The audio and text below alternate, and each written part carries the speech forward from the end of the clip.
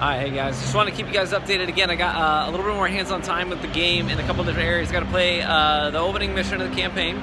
Also got to play another match of PvP on the Dawnblade. That's what I want to talk about in this video, is the Dawnblade subclass and what we know so far about it. Okay, so far this is a solar-based sort of Sunsinger esque subclass for the Warlock. It is a solar class. Now, it's not. So some of the things about it are similar to the Sunsinger. The grenades are the same, but they've been retuned. Here's the thing that I thought was really interesting. There's a number of things. Let me talk about this. So in PvP, threw a sticky grenade, fusion grenade. You know what? It had tracking. It turned just like it does in Destiny 1. And this is in a closed test environment where peer-to-peer is not an issue. There's no latency, so the latency is not to blame for the curving of a sticky grenade. Here's the thing though, it didn't one-hit kill. It left the guy pretty hurt, but not one-hit kill. I had to whip out my primary weapon and finish the guy off in order to get the kill. So the weapon is what secured the kill. That's a really interesting thing I want to talk about with the PvP of Destiny 2 is, and I'll probably explain this a bit in another video, but just as the TLDR version, Destiny 2 seems to have more abilities, but the abilities are supposed to supplement your gunplay. So the abilities are things that are going to help your gunplay be better. So you've got the shield wall for the Titan that you can duck behind and then use your weapon to secure the kill. The ability is not getting the kill. You've got the ability on the Hunter where it's a dash. It's going to reload your weapon for you, and you have to use your weapon again to secure the kill. There are a lot of abilities. The Dawnblade has an ability where they are going to go to ground. So I thought this was very fascinating as a Warlock. You know, I've played a lot of time on Warlock, and one of the things that you do is you spend a lot of time up in air.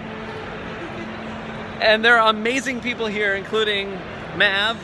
Don't you be like that? I was trying to be legitimately shifty. Some of my favorite people in this community. They're so wonderful, so positive. So tall. And there's Watts, who is just as tall as I am. I'm a giant. So, I mean... Hey, we're talking about the Dawnblade.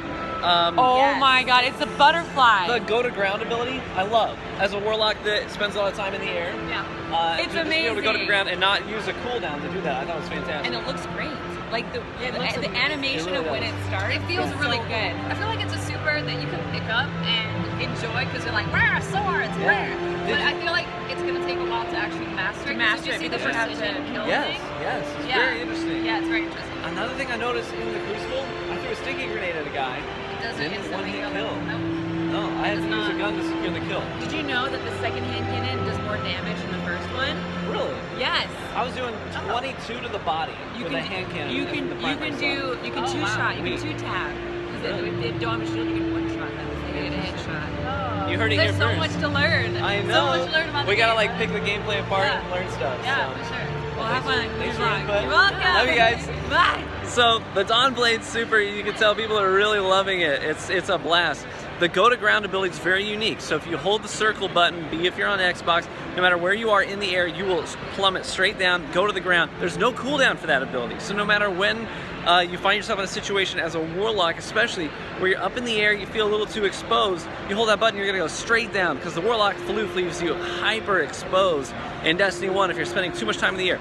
Very interesting to couple that with the Angel of Light ability. It's called something else in Destiny 2, but basically you stay in place, right, while you ADS when you're in the air, which couples very well with fusion rifles and SMGs I've noticed so far, especially in PvE, floofing over a crowd of enemies and just with an SMG, right? Very cool.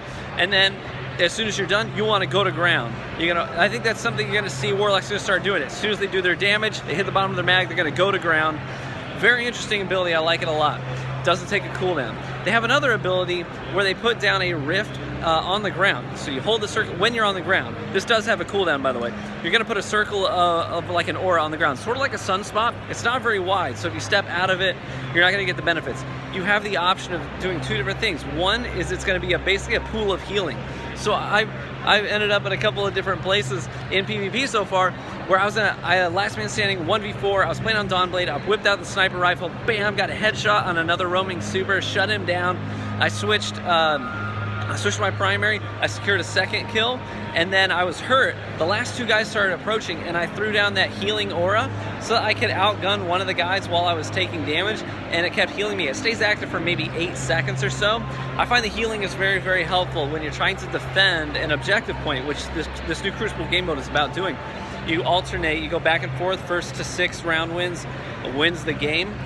and you have to arm and defuse bombs, which is not uncommon in competitive shooters. It plays out really, really well, I think. The Dawnblade, the super itself is super cool. You're like a hovering death machine, but you have to be careful. You don't have a ton of damage resistance. It's not like a tanky super. I was able to shut it down very easily with a sniper rifle when someone was approaching me with it. They're up in the air, hitting a teammate of mine, and with that sniper rifle, bam, I got a body shot, switched to a primary, and mopped up the kill. And I did I dropped him pretty quickly, so it's not a very tanky super. Here's another interesting thing. In these matches, if it's not a match that's being won 6-4 or 6-5, right? If it's going really long, there are exceptions to this. But in most matches, I'm only getting my super one time per match. One time per match, at least in this game mode.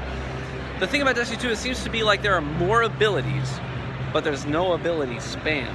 Like, you can use your abilities to supplement your gunplay. So I think that's a big problem that we've had in Destiny 1 right now, especially there's little gunplay, a lot of ability abuse. But in Destiny 2, these abilities seem to be tooled to help supplement your gunplay, which is a very interesting idea, very, very interesting. I'm really anxious to get gameplay up for you guys. I can't while I'm here. I know it really sucks. But when I get home, I'm going to upload as much of this gameplay as I can. But I do just want to let you guys know what we're experiencing as we experience it. Hope you enjoy it.